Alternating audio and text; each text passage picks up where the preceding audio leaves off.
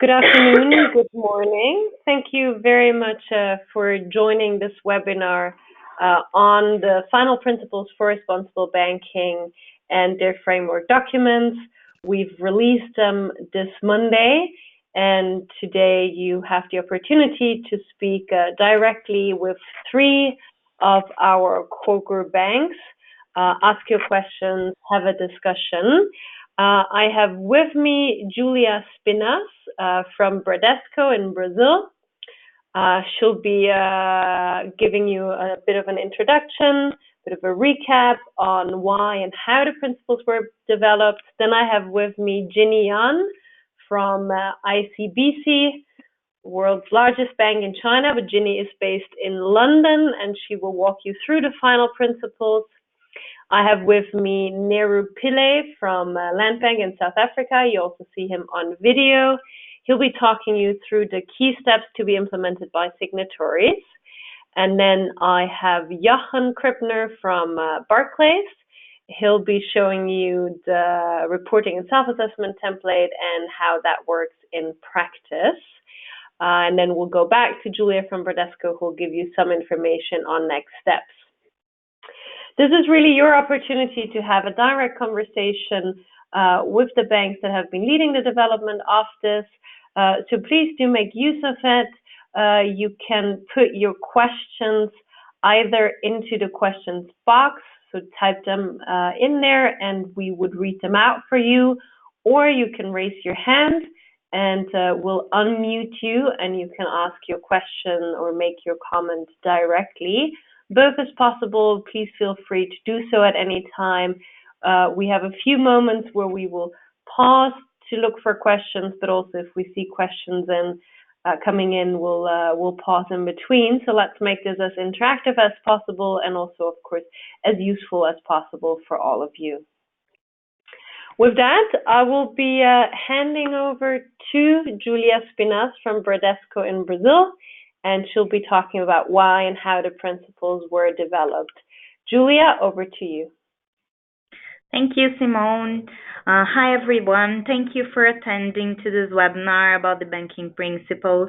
It's a pleasure to be with you, sharing some information and experiences. So let's start with what brought us here.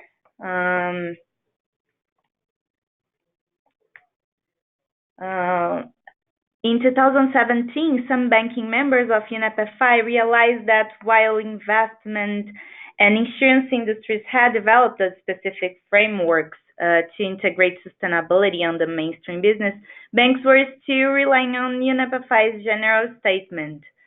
And then on the next year, Banking Committee allowed us to develop the principles. Since the beginning, us as core group members agreed about the importance of stakeholder engagement as a success factor for principles design, and therefore in our first in-person meeting we constituted an advisor group of 13 institutions to help us identify society expectations. A first draft was launched only for UNEP-FI members some months before, and in November the principles were broadly disclosed, opening the public consultation period. Then on slide 5, you will find the core group of banks. I'm very proud of this group, especially because of its diversity. We have members from the 5 continents of the globe, in developed and in emerging economies with different contexts and challenges towards the achievement of society goals. So definitely it was a very rich process of building the principles as they are now. The public consultation was in place so from November until May 31st. And you see in slide 6 that we have a fantastic result from this global public consultation process. So more than 250 banks had provided inputs. We organized 17 webinars, uh, 36 live meetings. More than 500 stakeholders also participated of this process. And this for sure really contributed to the results we achieved at the end. So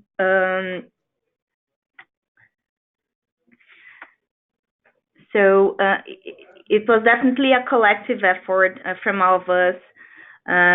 And our official launching ceremony will be in 22nd and 23rd of September in New York. It will be realized during the UN General Assembly, so a very important week for the sustainability scenario. And we have confirmed more than 30 CEOs, so it would be very, very relevant for the financial industry. And then, so on slide 7, what will we achieve with the principles?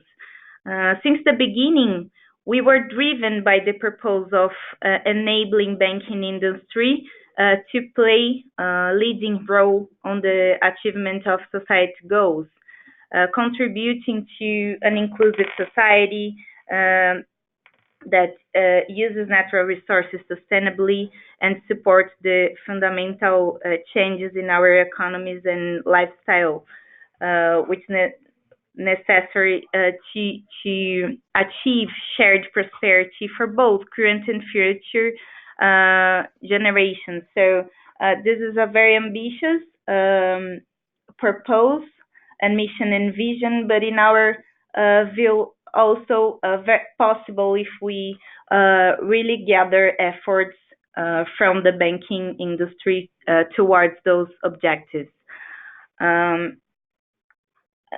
Then and what you should also ask about benefits for signatory banks, and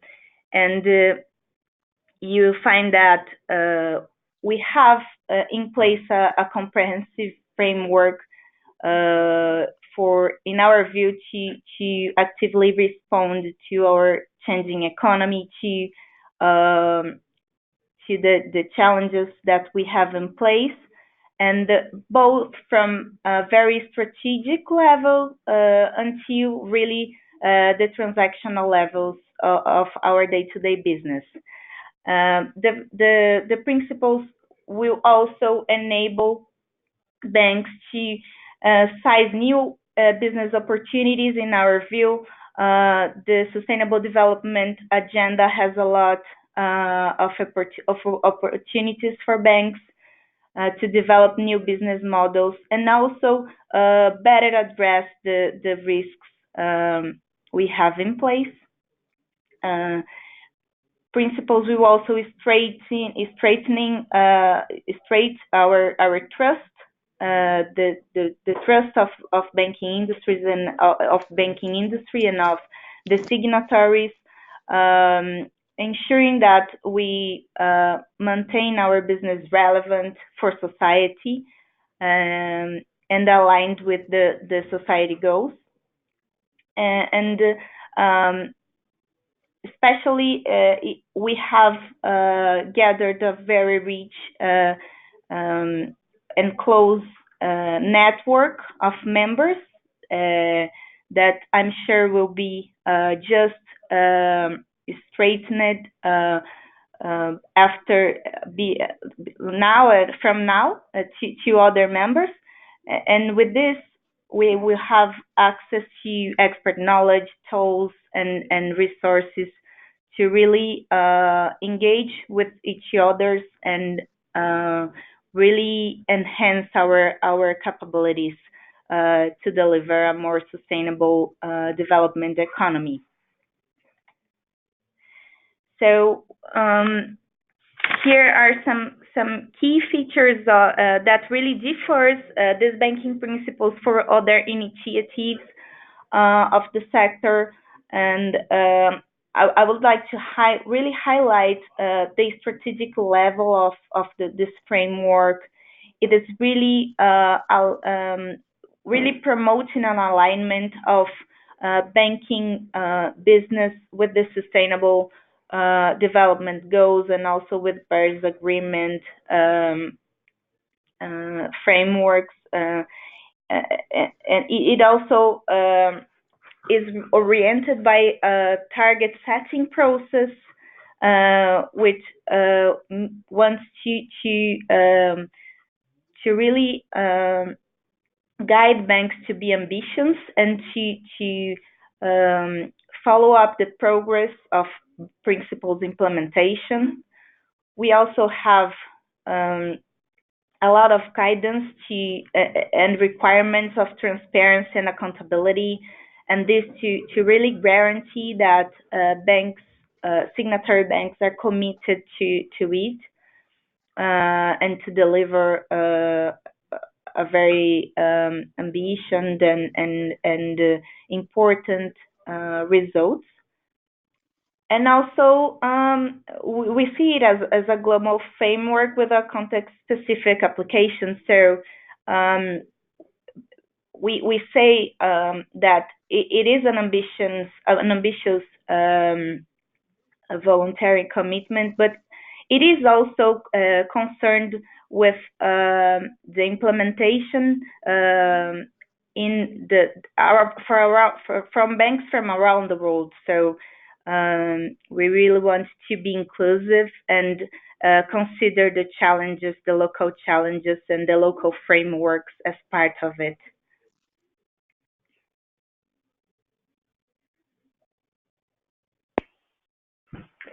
Perfect. Thank you very much, Julia, to Brazil for this little recap of how and why these principles were developed. With that, I would hand over to Ginny Yan from ICBC to present the final principles. And once again, encouragement to everybody. If you have questions, do put them into the question box or do raise your hands. Ginny, over to you. Thank you very much, Simone. Good morning and good afternoon, everybody. Thank you very much for this opportunity. I'm Ginny Yan from ICBC Standard, representing ICBC of China. I feel like drum rolls are really in order here, as this is the final reveal for the final principles for responsible banking. As member of the core group, I think we all have been working very, very hard to reach this final stage, and it was revealed this Monday after rounds and months of public consultation. And the final 6 principles shaping our future for responsible banking have been really detailed here as the 6 principles: the alignment, impact and target setting, clients and customers, stakeholders, governance and culture, and last but not least, transparency and accountability. Now, I'm going to tell you a little bit more about each of these, but before I do that, I want to tell you a little bit about exactly what has changed over the last few months with the core group obviously putting a lot of effort into these, but also as a result of public consultations over the past few months. Now, the reference to banks' ability to remain profitable has been included.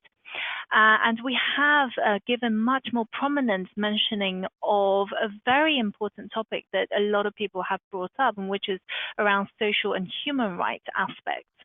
And people felt very strongly about the fact that the principles should very much reflect these issues. And previously, they were a little bit biased towards the climate and environmental issues. Lastly, we've clarified that principles set out the ambitions to work towards instead of being standards that one can fulfill. So working towards rather than fulfilling standards. And then last but not least, in terms of principles itself, we brought everything that related to impact and target setting into one principle in principle number 2, rather than distributing it across different principles, which perhaps a little bit complicated. So we brought it all into principle number 2. So now I am going to reveal the final 6 principles. Now, bear with me. I know I'm reading out the page, but this is the final principles, and each wording is very, very important. So I will start with the first principle, alignment.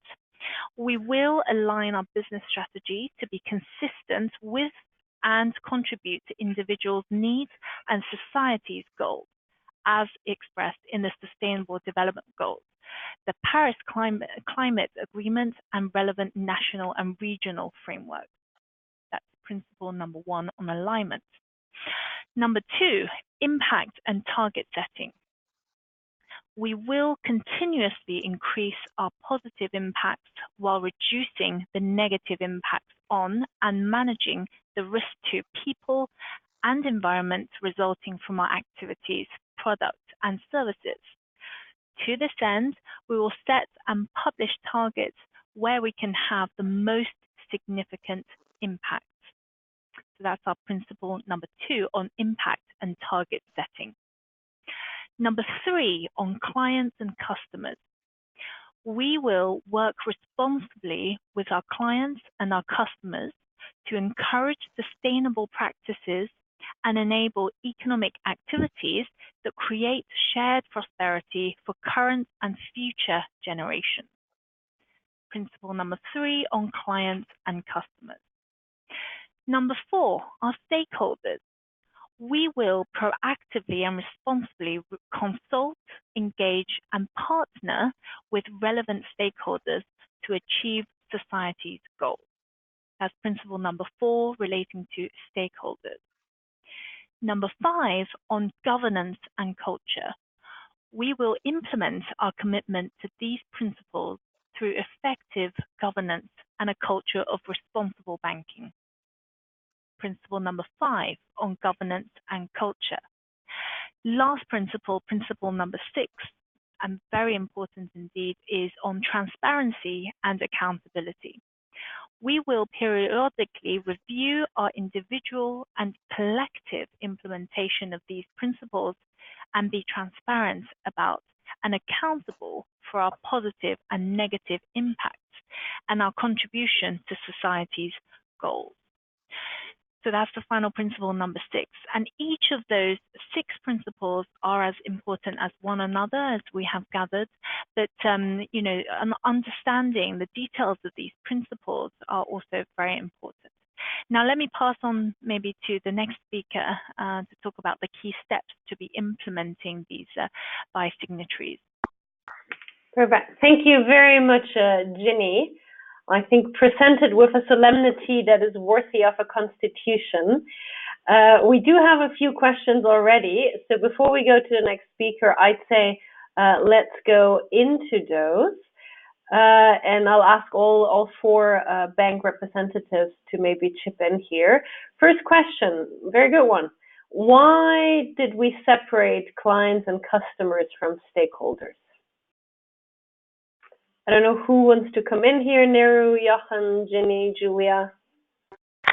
Maybe I can try to bring some thoughts on it. I think we have separated because clients and customers are really our reason to exist and our and an important way we think we need to act in order to deliver our challenges here. So banks are an industry that do not have a direct impact, a very substantial direct impact. Our main impact is really done through the business, and the business is also done with the clients and customers. So That's why they have a lot of a specific principle, and we believe that our efforts should very much go through this relationship. Really, as the principle say, engaging and encouraging our clients to incorporate sustainability in their activities and contribute with SDGs and climate agreement. Perfect. Thank you very much for that, Julia. I think very clear. Neru, Jochen, Ginny, anything to add from your side? On principle number 4, the stakeholders make up a very diverse group depending on the kind of bank that you are. In our case, we are an agricultural bank and a DFI in South Africa. So we have a state ownership that reports to the Ministry of Finance, but we are a policy executed through the Ministry of Agriculture. So it is a very broad range of stakeholders. So it was necessary, in terms of what Julia just said, to separate these two very different groups of people that we're going to engage with to make sure that we give effect to the principle.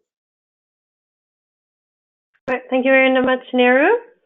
So yeah, really the majority of each bank's impact is realized through the companies, the projects, the customers it provides financing to. So it's a key group to work with to deliver these principles. We have a few more questions. Also another very important one, and I think one that we get a lot. Do we have to disclose our negative impacts? Most definitely, yes.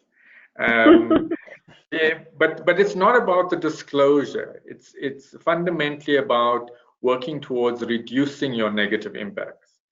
So yes, you may need to disclose them, but the purpose and the whole nature of the principles is that you work towards reducing them.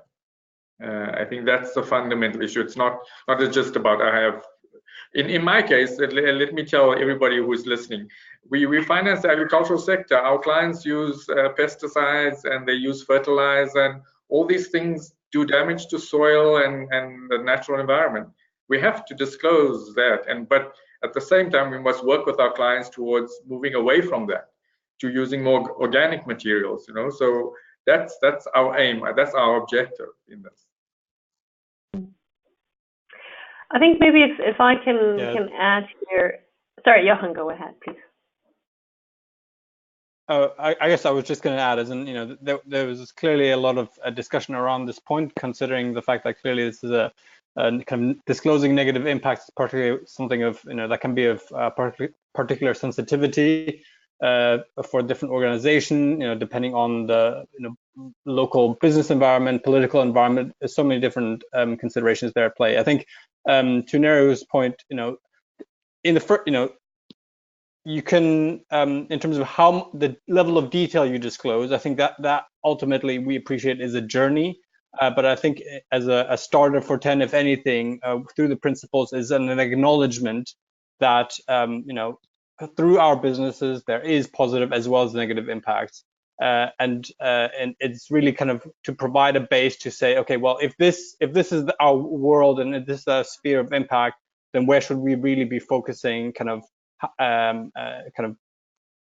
improving sustainable development, as well as kind of mitigating that negative impact piece. But conscious that there's sensitivities, we acknowledge that people will take different approaches to disclosing more information over time. Perfect. Thank you very much, Jochen. Anything to add from your side, Ginny and Julia? Simone, yes, I would just like to add, maybe obviously agreeing with my colleagues here from the core group, another point maybe, do we have to? Well, if this is a regulator speaking, well, yes, we would have to. It's a regulatory standard, but this is not the same. This is a set of principles that I think a bunch of banks and also our stakeholders have come together to agree on. And so it's very much driven by demand. It's driven by both users and those who are implementing these principles. So it's not that we have to, but we think that it's important for both our clients and stakeholders in order to disclose. I think many of you might be interested to hear about, who is enforcing, for example. I mean, I'm sure we'll get onto implementation, enforcement, accountability issues, but I think it is quite important to say that this is the UN is not, going to be a regulator enforcing some of these, but in fact, it's coming from a real desire, I guess, from banks ourselves, as well as our clients and stakeholders, to make sure that negative impacts are at least transparent, and also we start to do something about that. And that's the whole drive behind this initiative and the reason for its existence. Thank you very much, Jenny. Maybe one thing from my side, I think it's not about listing your negative impacts. It's about providing the whole picture. So we see a lot of disclosure from banks around how much renewable energy they finance, and it's not put in relationship to their overall financing in the energy sector, for example. So it's about giving a holistic picture of where do you stand, where do you want to go, and recognizing that intrinsically there is going to be positive impacts and there is going to be negative impacts on some aspects, and to set targets to change that balance towards more positive and less negative. We do have a further question here, very active afternoon webinar. How will our collective implementation be reviewed and reported on? Who will lead that, and what will be required as input from signatories? I'll provide a quick answer, and then I see if my colleagues here have further input. But the input that was required at this point is your public reporting. So it will be something that will be produced probably by aggregating and summarizing what all banks are doing and providing more of a collective picture. And we'd be organizing that from our side here. Neru, Jochen, Ginny, Julia, I don't know if you have anything to add there.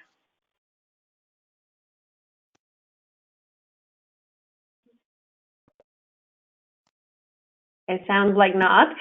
To all those whose questions we've discussed just now, please do provide us with feedback if you feel they've been answered adequately, or if you maybe have follow-up questions.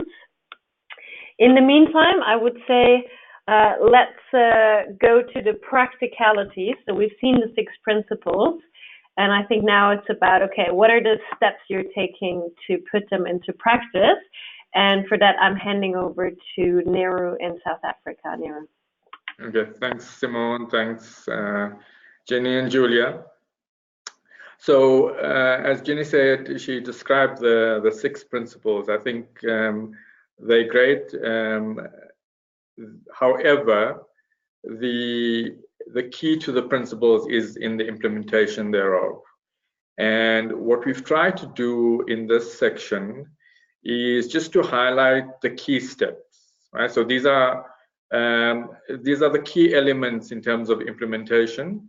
I want to also add that we are in a phase where we are looking at this far more in detail, and there will be far more material produced by September 22nd.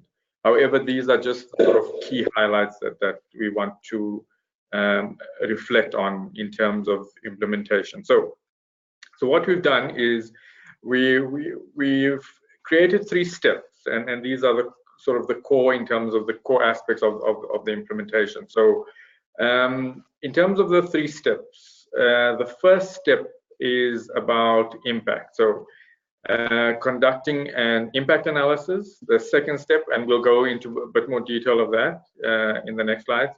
Step 2 is the target setting and implementation. And step 3 is accountability, and I think there'll be a bit more detail on that as well. So we can go to the next slide, Simone. Okay. And when does your bank need to implement? So this involved a lot of discussion in the core group, and what you see in front of you is a 4-year time period, right? So it's a 4-year time period for implementation.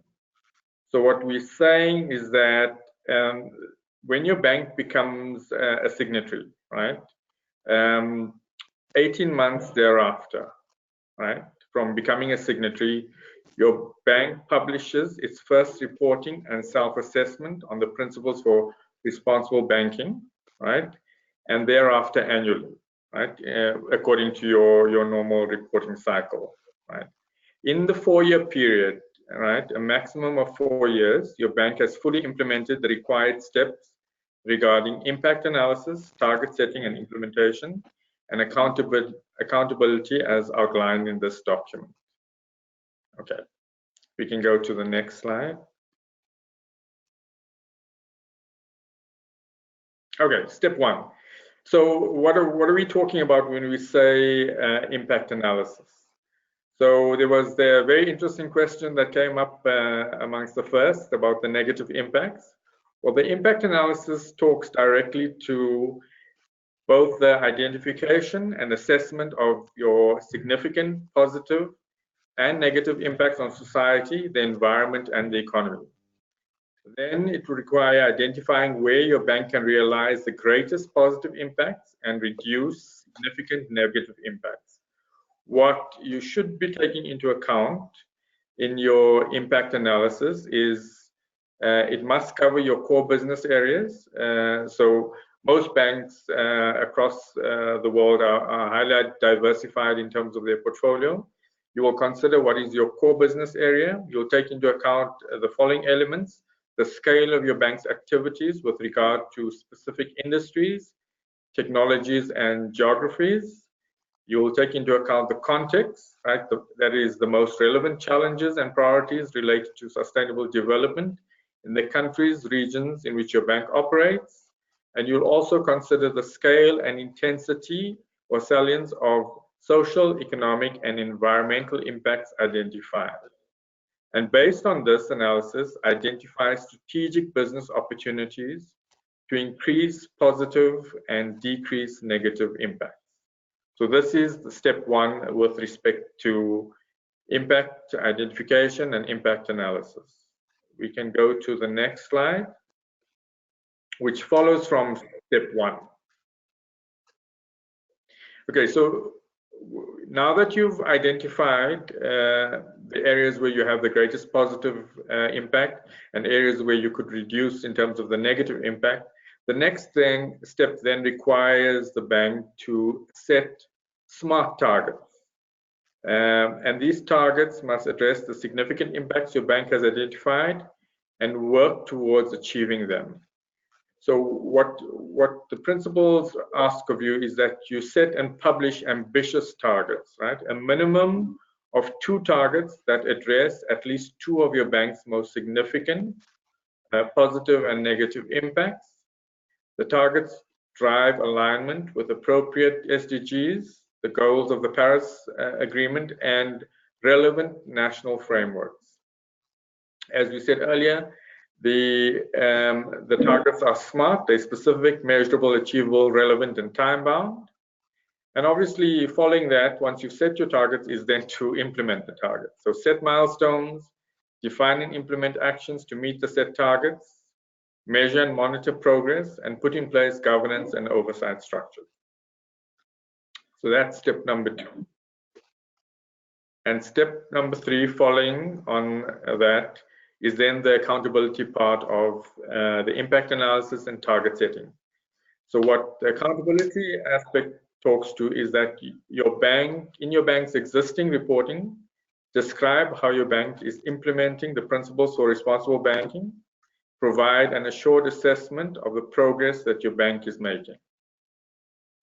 So on the issue of transparency and reporting, report on how you are implementing the principles for responsible banking, the targets that you have set for your bank, and the progress you have made. Be transparent about your significant impacts, positive and negative, and your contribution to society. There's no need to produce an additional report in any way. Right? So this is in your existing reporting. You will also report on your implementation and achievement or your progress towards the principles of responsible banking. Include the required information in your existing reporting. We're going to have a little bit more of a detailed discussion in the next section, but for here, it just suffices for me to mention that the self-assessment and assurance that we have developed a self-assessment, a reporting and self-assessment template that will be spoken to in more detail later. And when, in terms of assurance, needs to provide limited assurance of your self-assessment. And so it's, but I think that will be dealt with in more detail in the next section. All right, thank you very much, Neru. We already have a couple of questions around this. One very important question: which mechanisms are in place in case a signatory member makes no progress towards the principles? Okay, so do you want me to take that, or you can start, and Jochen, Ginny, Julia, obviously you may come in as well. So the question again was which mechanisms are in place in case a member makes no progress towards the principles. Okay, so a very interesting, a very good question. It's a question that's come up before within the core group. I recall us having a long debate around this. If you look at the ethos of the principles, it's about being ambitious. It's about including or proactively including or addressing society's needs and goals. It's about addressing the current challenges, creating a better future. So what the core group had discussed is that we have this 4-year period in terms of implementation. So what is expected is that the banks commence and demonstrate progress over the 4 years. However, it is acknowledged that maybe there will be some banks that won't. That doesn't mean that it comes to an end at that point. The key is about further engagement through the UNEP FI Secretariat and the governance structure. So there is, in all cases, greater encouragement for banks to be supported through the various mechanisms in terms of tools and guidance on how to develop and set targets and implement. But there's no immediate kind of, addressing people in terms of removing banks. The idea is for the banks to work towards implementation with the support through the Secretariat, through the governance structure, through the various tools and resources available. Simone, I don't know if you want to add more to that.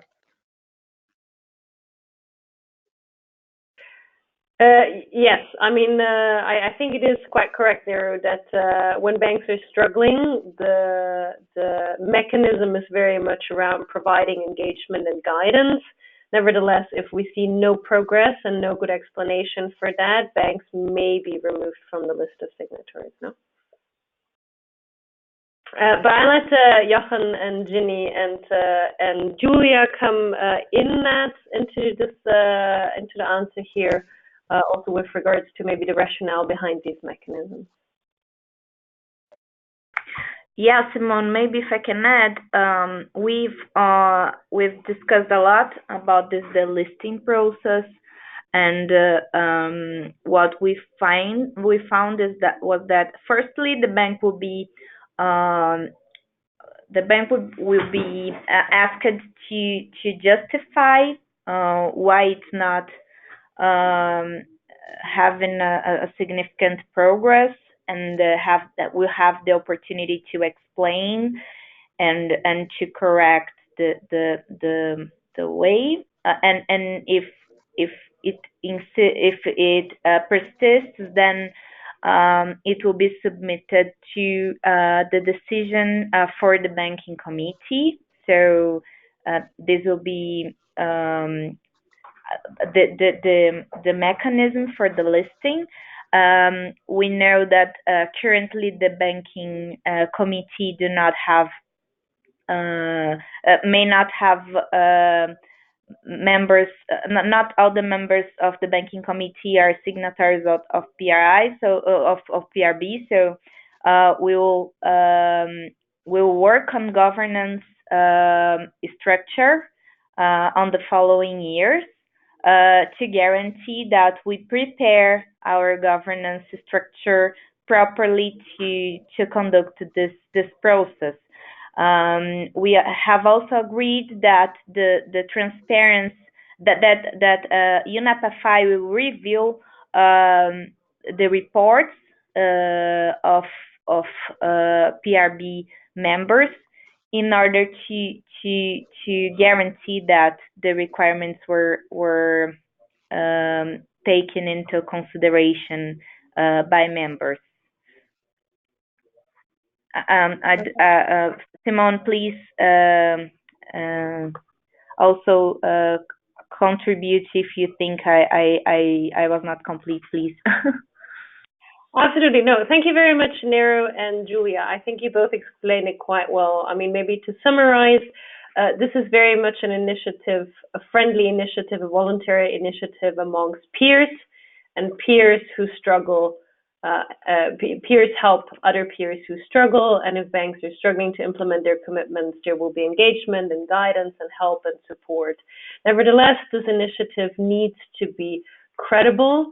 So if banks are really making no progress, are not engaging, or not providing explanations, then there is the possibility to remove a bank from the list of signatories to ensure the credibility of the overall initiative and of the efforts that other signatories are making.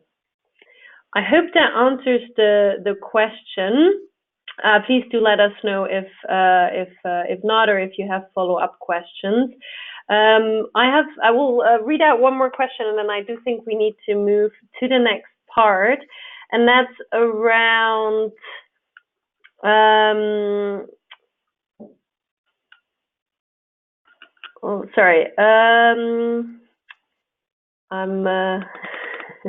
need to scroll down a bit here. Can we use materiality? Can we use a materiality assessment as an impact analysis? Also, very fundamental question of these principles, one that we get a lot. So I think over to our bank representatives here. Nero, I think. Go ahead. Maybe just have a quick crack at that one. So materiality analysis, I guess traditionally the way materiality analysis is conducted by banks or any organizations tend to be an outside-in perspective, i.e., what's the most material for the bank itself in terms of based on its operations. So I think that's certainly one side of the coin in terms of what are the areas of most significant impact. I think the other thing that's maybe not frequently as addressed through materiality, at least in the context of financial materiality, is what's the bank's impact on the outward community. So this is more in the context of if you look at GRI material processes, so looking at what are impacts of the bank on other segments of society, if you will, that maybe are not, say, financially significant to the bank itself.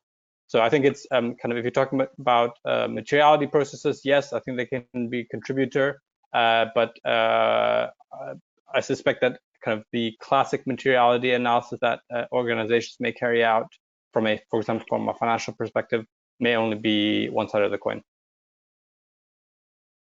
Perfect. Thank you very much for that, Johan. Nero, I think you're trying to come in. Yeah, I wanted to share that through the Positive Impact Initiative, there are resources being developed to support banks in their impact analysis, impact identification and analysis. So currently, the We're going through a pilot phase of assessing the tools that are currently being developed, but will be accessible for all banks to use in terms of the impact analysis within the next few weeks. Okay, perfect. Thank you very much, Neru.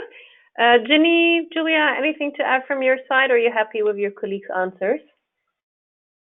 I think our colleagues have answered very comprehensively, so nothing else to add from my side. Thank you. Perfect. Thank you. Thanks. Then let's go to the last piece here, the reporting and self-assessment template. And here we will look at the document directly, so you get a sense of how it works in practice. I'm pulling it up and sharing it with you right now. Johan, just maybe give me a quick response if it's viewed. Can you see it already? Not yet. Let me just on sharing. Let me just try once again here. Okay, does that work now? Yes, there we go. Fantastic. It's up. Okay. Fantastic. So thank you very much, and thank you for giving me an opportunity to speak. Obviously here representing Barclays as part of the process as well, and all the input discussions. So in the first instance, it's kind of this is a reporting self-assessment template. It's available clearly, as you will see on the website. And fundamentally, what's the purpose of this document? The purpose of it is to basically provide a framework to enable kind of a consistent reporting against the principles by the signatory banks. And that's to basically preemptively tackle some of the issues that we find in broader reporting in terms of reporting not being consistent, comparable, and the likes of that. Whereas, providing a clear framework of reporting against the principles will enable people to kind of understand how banks progress in different areas. It's clearly the part of the objective is to kind of enhance transparency, enhance credibility, and the one thing I will stress is the fact that the framework was kind of put together considering the different nature of kind of the different banks and organizations, and considering the fact that there is, if you make a framework too rigid, it may not be appropriate for different types of businesses, if you will. And the other point to stress is the fact that it's been designed to enable all organizations, all signatories, to report against the principles, no matter how far along the implementation journey, if you will, they are. So the framework certainly provides people who are very advanced as well as beginning to demonstrate, I guess, their progress and adherence to the principles. If we just scroll down, Simone, on the document, I mean, it's basically broken down against kind of the 6 principles. And if we scroll a little bit further, once we get to the kind of the table format, yeah, there we go. Basically, the way, if you have a bit of a look through the document itself, it breaks each of the principles into, if you will, kind of subcomponents that are kind of considered key to attaining the principles, or kind of demonstrating progress against the principles, if you will. Coming back to, I guess, what Nehru mentioned earlier, the objective here is not to require an altogether new suite of reporting from signatory banks.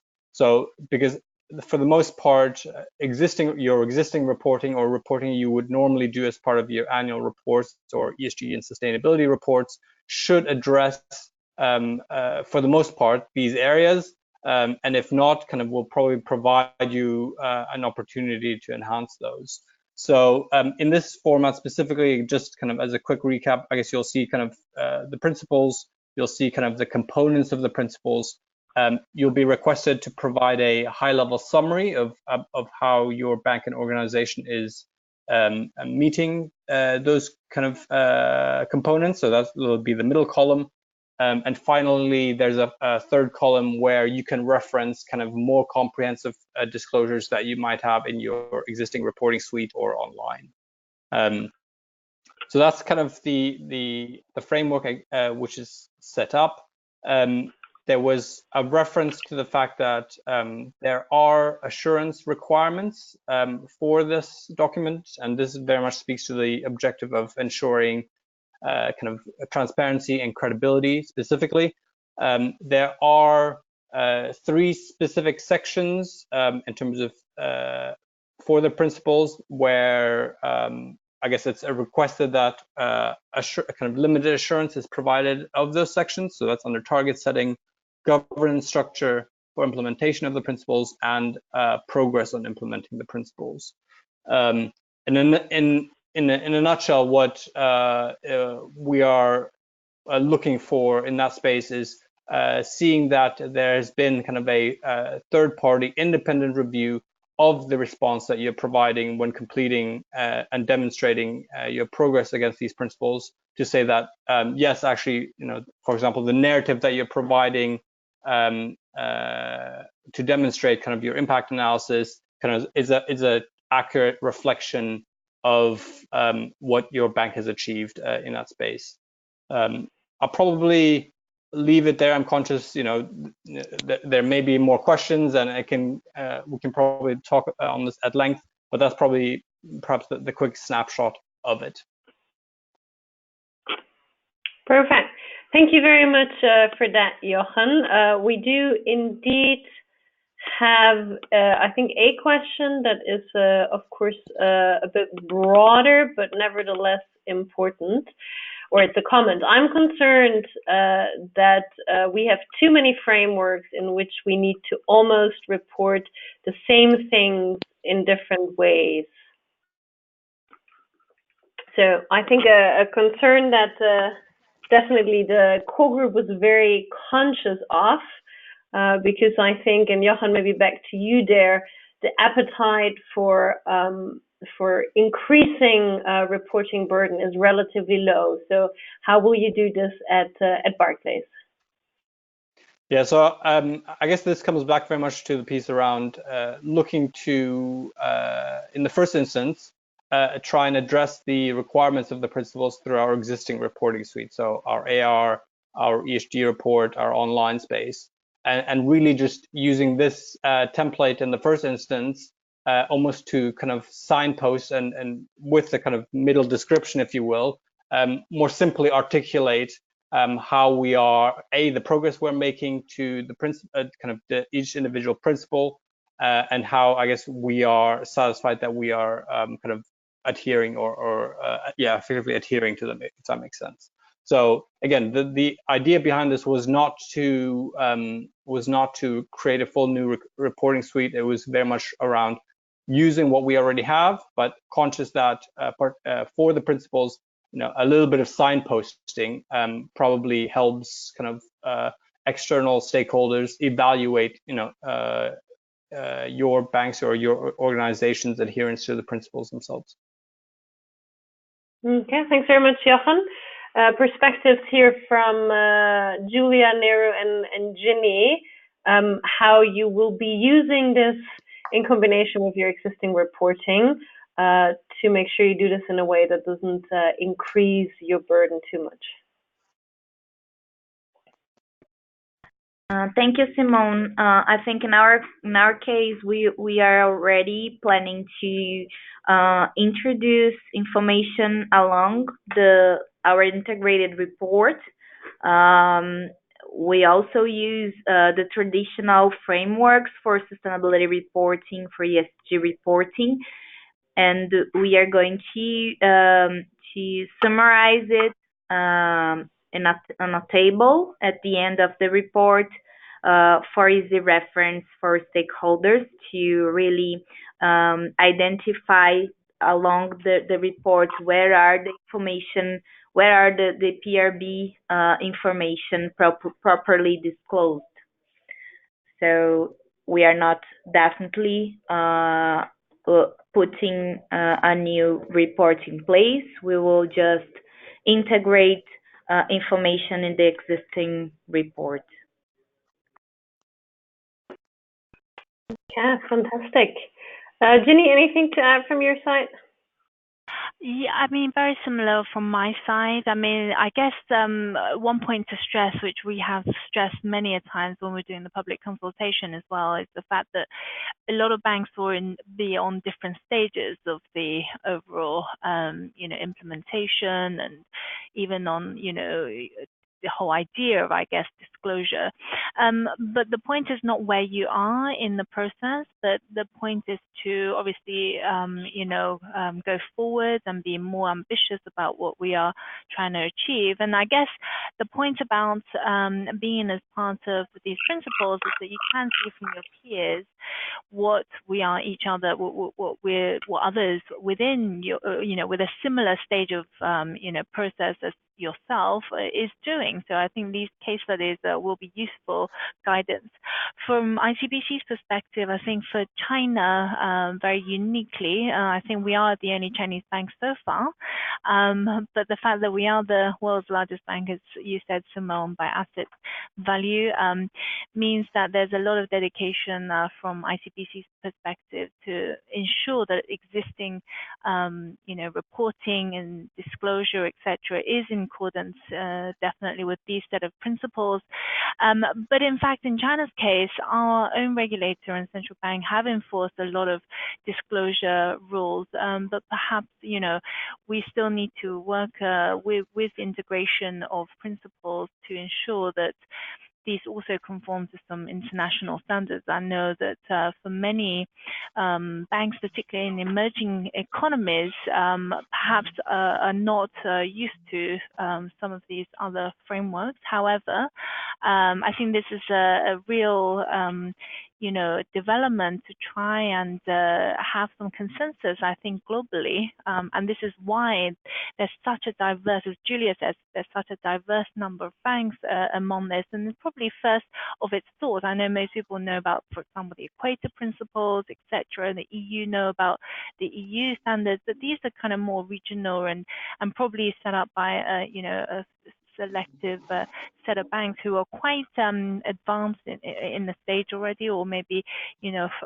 front runners in global standards. But I think for us it's very productive and indeed to learn from others, especially to see what is a globally and internationally recognized format, and also to have some sort of guidance on consensus on for society what is of value to both clients and to our stakeholders internationally.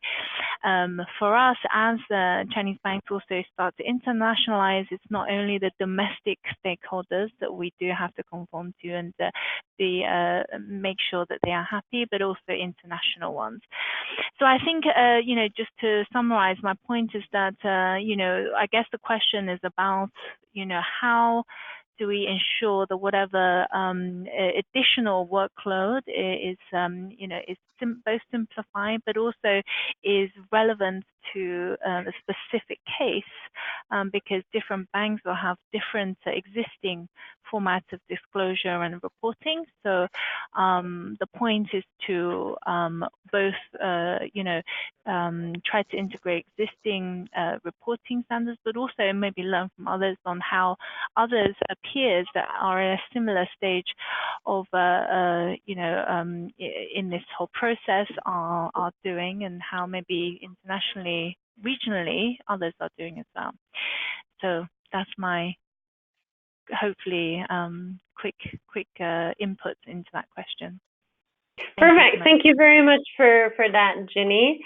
So I think we've given perspectives here, and I guess to summarize once again, this is really about using the reporting you already have, seeing maybe what additional information you should be adding, and also creating a global standard through a group, and by now a coalition of over 75 banks that is truly representative of all continents and all different contexts and challenges. A nice message here from one of the participants, looking forward to collaborating on the achievement of the principles. So do we. And I think that's a good segue into the next steps. I think the most important date for all of you is 22nd August. If you are not lined up to be a signatory yet, by then we need your signed letter of commitment, your signed signature document. If you would like to become one of the founding signatories of the Principles for Responsible Banking on 22nd September. With that, I will hand over to Julia Spinas again in Brazil. Julia, to walk us through the next steps here. I'll try to be straight to the point in order of the time. As Simone said, we are supposed to send our signature, our signing principles, signed principles by 22nd of August. Once we sign, we also are expected to become a member of UNEP-FI. So there is an application, and a specific application to become a member, which will also be required, and also a public public announcement from the CEO in order to promote the bank's commitment to the principles and UNEP-FI membership. We already have, as also Simone mentioned before, beyond the core group banks, other banks that have already decided to become a founding member. We are 75 banks, and we hope we could be even more for the launch. Really, our aim is to gather the banking industry on this. So all of you are very welcome to sign and join us. It is also important to say that the launch will be, as I mentioned before, it will be a large event, a very good opportunity for banks to communicate and reaffirm the commitment to sustainable development. And this moment will happen in two times. So firstly, in the 22nd of September, we are going to have an official high-level signing event at the UN with the CEOs, the founding member CEOs. There are more than 30 confirmed for this, so it will be very, very expressive. And on the next page, you find another moment then hosted by BNP, but with really gathering the entire community of members to do a more open event for also for journalists, for other members of other UNEP-FI members and invited people, where we are going to have the speaking opportunities for CEOs, and they will be also available for media and journalists to give interviews, and some very interesting sections during the afternoon where we intend to have discussions and discuss the principles for a more practical level.